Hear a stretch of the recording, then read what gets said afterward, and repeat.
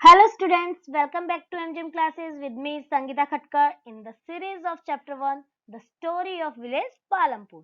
अगर आपने इस सीरीज के पहले के वीडियोस नहीं देखे हैं तो डिस्क्रिप्शन में उसका लिंक दिया है, आप वहां से उन्हें देख सकते हैं. Today we will discuss from the fourth point of farming activity in Palampur. If you like my video, please share and subscribe it. So let's start. The fourth point. How is land distributed between the farmers of Palampur, कि किस तरह से land का distribution हुआ था जो farmers थे पालमपुर के उनके बीच में. लैंड का डिस्ट्रीब्यूशन से मतलब कि किसी के पास लैंड ज्यादा होती है, किसी के पास लैंड कम होती है, तो वो किस तरह से थी उसके बारे में अपन इसमें स्टडी करेंगे. You must have realised how important land is for farming. आपको ये जरूर एहसास होगा, और जैसे कि अपन ने पहले के वीडियोस पढ़े तो हमें पता चल गया है कि लैंड जो होती है वो फार्मिंग के लिए बहुत इंपॉर्टेंट होती है. बहुत इंपॉर्टेंट कैसे होती है कि अगर अपने पास लैंड ही नहीं होगी तो अपन फार्मिंग करेंगे कहाँ पर, और अगर अपन फार्मिंग नहीं करेंगे तो अपन खाएंगे कैसे, खाएंगे नहीं तो अपन जिंदा कैसे रहेंगे. इसीलिए लैंड जो है वो बहुत इंपॉर्टेंट होती है. Unfortunately, not all the people engaged in agriculture have sufficient land for cultivation. अब ये कह रहे हैं unfortunately कि जितने भी people थे ना वो engaged रहते थे एग्रीकल्चर में, लेकिन उनके पास sufficient land नहीं थी cultivation के लिए. वो अब जो engaged रहते थे एग्रीकल्चर में वो कैसे engaged रहते थे, या तो किसी दूसरे के वहां पर एक मजदूर के रूप में काम करते थे, या फिर वो कोई और काम करते थे, लेकिन वो कल्टीवेशन में एंगेज रहते थे. उनके पास खुद के पास सफिशिएंट लैंड नहीं थी. In Palampur about 1/3 of the 450 families are landless. Palampur के बारे में बता रहे हैं जिनमें से 450 फैमिली थी, उनमें से जो 1/3 फैमिली थी उनके पास में लैंड नहीं थी, वो लैंडलेस थे. और वो कितनी थी? 150 फैमिलीज. 450 का 1/3 कितना होगा? 150 families. Most of them Dalit have no land for cultivation. उनमें से ज्यादातर जो लोग थे 150 फैमिलीज में, ज्यादातर लोग दलित थे, उनके पास कल्टीवेशन के लिए लैंड नहीं थी. Of the remaining families who own land, 240 families cultivate small plots of land less than 2 hectare in size.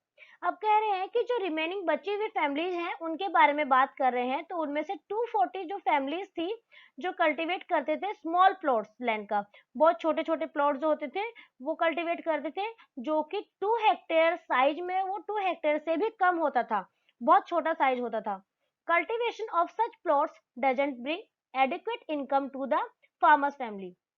आप छोटे प्लॉट्स पे जब कल्टीवेशन किया जाता था तो उतना अच्छी इनकम उन लोगों को नहीं होती थी, फार्मर्स की फैमिली को, कि वो अपने परिवार का भरण पोषण इतना अच्छे से कर ले, मतलब अपनी लाइवलीहुड को कंफर्टेबली वो स्पेंड कर सके.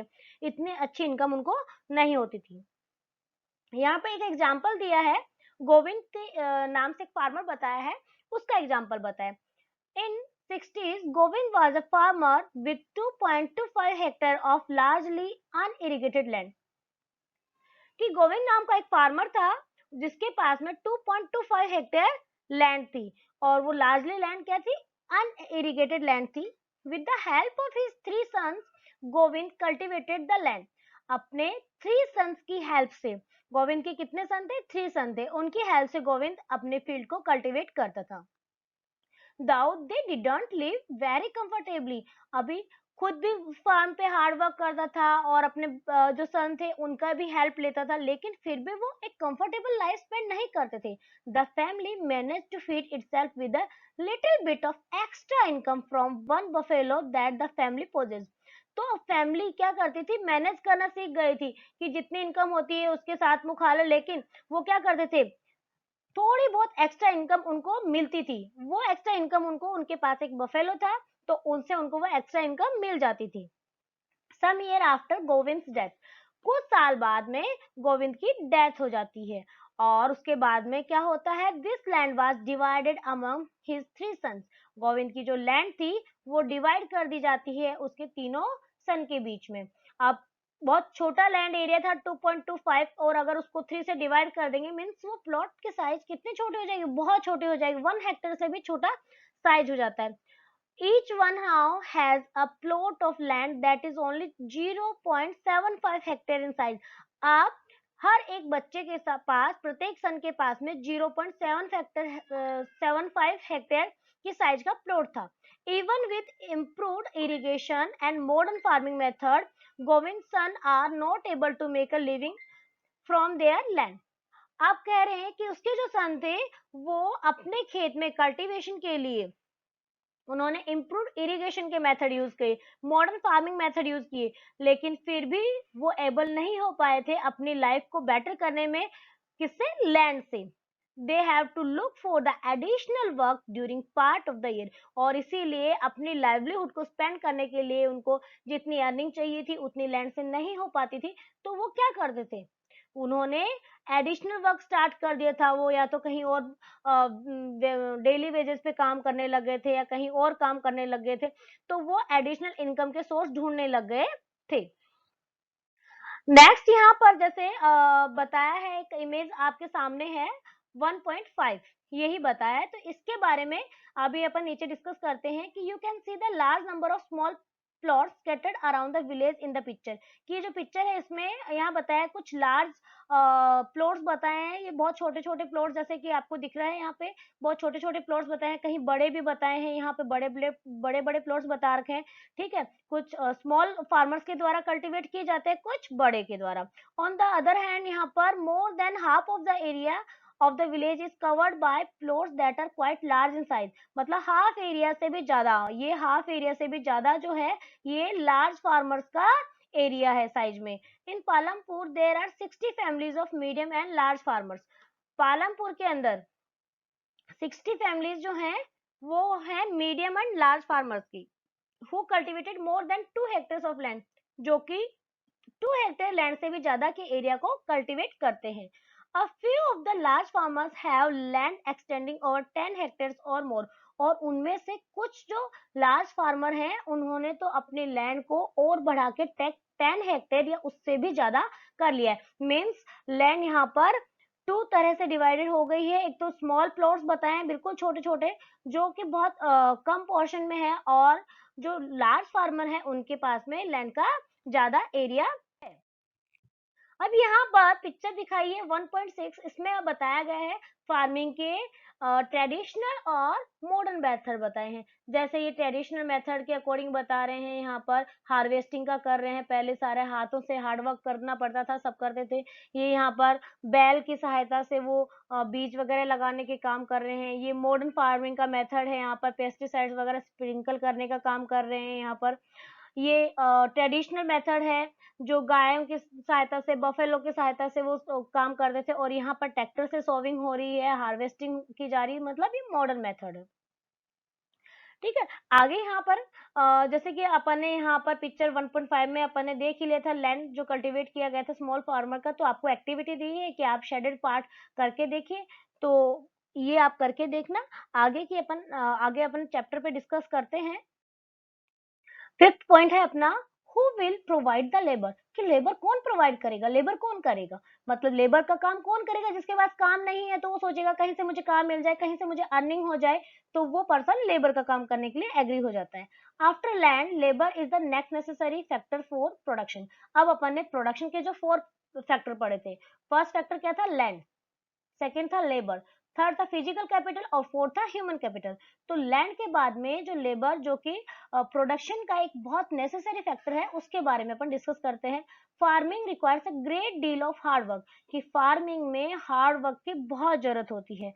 Small farmers along with their families cultivate their own field, जो स्मॉल फार्मर्स थे वो अपनी फैमिलीज के साथ मिलकर अपने खुद की फील्ड्स को कल्टीवेट करते थे, खुद की खेतों में काम करते थे। Thus, they provide the labor required for farming themselves. इस तरह से खुद के खेतों में खुद ने ही काम कर लिया, मीन्स उनको लेबर की रिक्वायरमेंट हुई, लेकिन उन्होंने लेबर का काम भी खुद ने ही कर लिया।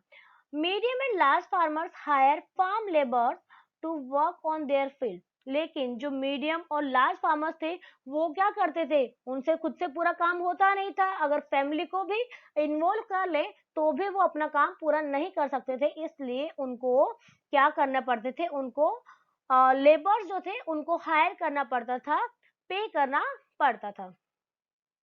Let discuss identity the work being done on the field in the picture 1.6 picture में जो एक्टिविटी बताई गई है वो आपको मैंने बताई थी। कुछ मॉडर्न फार्मिंग मेथड थे, कुछ ट्रेडिशनल थे, ये सब बताया गया था। अब यहाँ पर इसके बाद में यहाँ पर आपके सामने एक इमेज दिख रही है जिसमें दो पर्सन्स के बीच में कन्वर्सेशन हो रहा है। यहाँ पर कन्वर्सेशन हो रहा है डाला एंड रामकली के बीच में, ठीक है। वो बहुत पुअर पर्सन थे, दोनों ही विलेज के, उनके बीच में डिस्कस हो रहा है।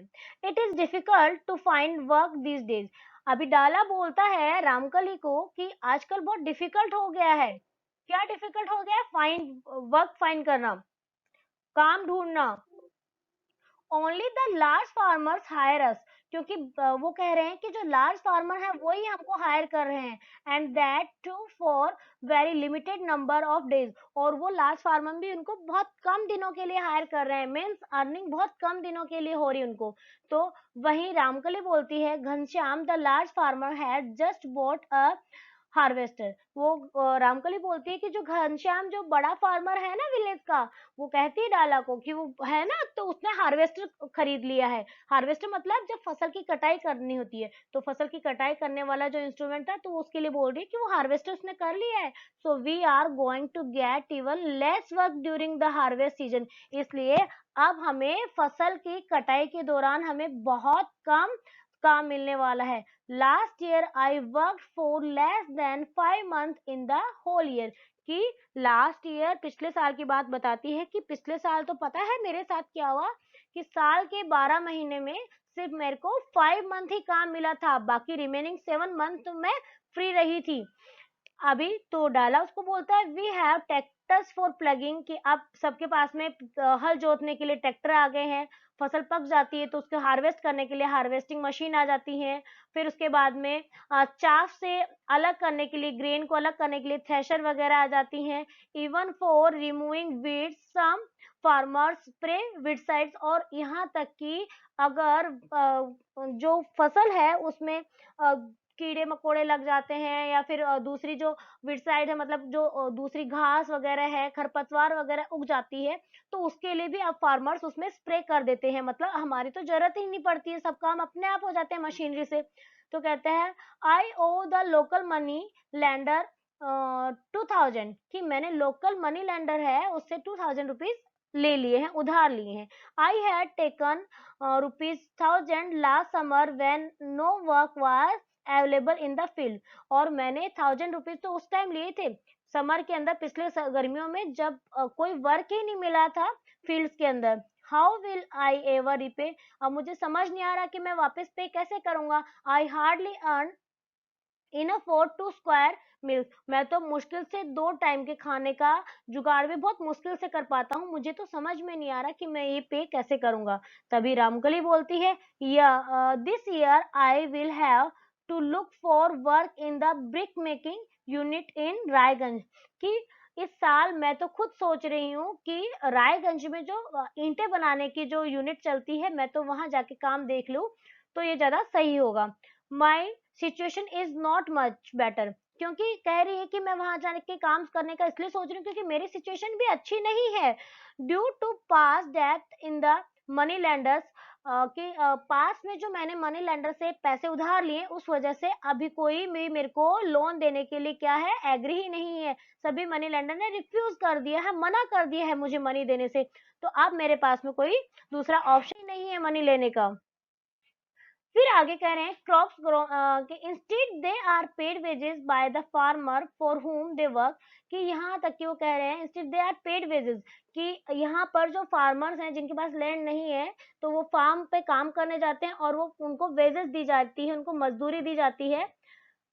फॉर होम दे वर्क, जिसके लिए वो काम करते हैं। Wages can be in cash और इन काइंड क्रॉप, कि या तो उनको जो मजदूरी दी जाती है वो कैश में दी जाती है, या फिर किसी फसल के रूप में उनको दे दी जाती है।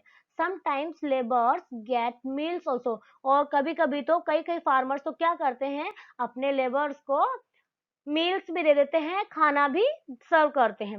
Wages vary from widely from region to region, लेकिन जो मजदूरी है वो रीजन टू रीजन डिपेंड करती है, मतलब कौन से रीजन में है। जैसे अपन एग्जांपल ले कि राजस्थान में जो वेजेस है वो हाई मिलेगा, बिहार में वेजेस कम मिलता है, तो क्या करते हैं बिहार के लेबर राजस्थान में आ जाते हैं वर्क सर्च करने के लिए। क्यों? क्योंकि यहाँ पर उनको मजदूरी ज्यादा मिलती है।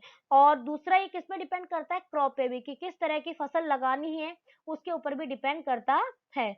और तीसरा इन्होंने बताया है from one activity to another, एक एक्टिविटी से दूसरी एक्टिविटी में भी वेजेस अलग अलग होते हैं। जैसे राइस है, राइस को बहुत टाइम वेजेस अलग मिलता है, जब हार्वेस्टिंग की जाती है राइस की उस समय जो वर्कर्स हैं या लेबर्स हैं उनको वेजेस अलग दिया जाता है। There is also wide variation in the duration of employment, यहाँ तक कि इन्होंने कहा है कि वेरिएशन किसमें देखने को मिलता है, एम्प्लॉयमेंट के ड्यूरेशन में भी, मतलब किसी फार्मर को तो लंबे समय तक काम मिल जाता है और किसी फार्मर को बहुत लंबे समय तक काम नहीं मिलता है। A farm labor might be employed on a daily basis, एक फार्म लेबर जो होता है ना, या तो उसको काम मिलता है डेली बेसिस पे, या फिर वो पर्टिकुलर फार्म एक्टिव उसको दी जाती है, जैसे कि हार्वेस्टिंग करने का काम कर दिया कि जब तक हार्वेस्टिंग होती है तुम यही काम करोगे, या फिर उसको हार्वेस्टिंग का काम दिया है, या फिर उसको होल ईयर के लिए काम दे दिया जाता है। डाला जो है, जो अपन ने अभी डिस्कस किया था, एक लैंडलेस लेबर है, ठीक है, who work on daily wages in Palampur, जो कि क्या है, डेली वेजेस पे काम करता है, वो जित रोज काम करने जाता है और रोज उसको जो इनकम होती है वो डेली के बेसिस पे होती है। ऐसा नहीं है कि मंथ में उसको जो अब जैसे अब सर्विस करने वाले होते हैं तो मंथ के एंड में उनकी सैलरी आती है, वैसे उसके साथ नहीं होता है, वो रोज जो काम करेगा उसको उसी की इनकम होती है। This means he must regularly look for work, मतलब उसको रोज काम ढूंढने के लिए जाना पड़ता है। The minimum wages for a farm labour set by the government is rupees 115, 2000 April 2011 के अकॉर्डिंग बताया है कि पर डे, 2011 में गवर्नमेंट ने लॉ निकाला था कि पर डे एक मजदूर को 115 पे होना चाहिए, बट डाला गेट्स ओनली 80 रुपीज, लेकिन डाला को 80 रुपीज ही मिले। और 2017 में फिर गवर्नमेंट ने नियम निकाला था कि 300 रुपीज से कम किसी भी लेबर को पे नहीं किया जाएगा, 300 ही पे किया जाएगा, ठीक है। अब यहाँ पर बोल रहे हैं कि there is heavy competition for work among the farm labours in Palampur, कि पालमपुर के फार्म लेबर्स हैं उनमें काम के लिए बहुत कंपटीशन है। और कंपटीशन जब होता है तो सब अपना अपना वो एफर्ट लगाते हैं कि कैसे भी करके उनको काम मिल जाए। तो लेबर के लिए क्या एफर्ट होगा कि कुछ लेबर कम मजदूरी पर भी काम करने के लिए तैयार हो जाएंगे। जैसे यहाँ पर आपको एग्जांपल अप्रैल 2011 के अकॉर्डिंग दिया है, जिसमें गवर्नमेंट कहती है कि 115 से कम मजदूरी किसी को नहीं दी जानी चाहिए, लेकिन अगर काम नहीं मिलेगा तो लेबर जो है वो 100 रुपीज में भी काम करने के लिए तैयार हो जाएंगे। इसलिए जो वर्कर हैं उनमें कंपटीशन रहता है। अभी देखो, Dala complains about his situation to Ramkali, तो डाला ने अपनी सिचुएशन की कंप्लेन रामकली को कही, जो कि एक दूसरी फार्म लेबर थी। Both Dala and Ramkali are among the poorest people in the village, और दोनों ही विलेज के गरीब पर्सन में थे।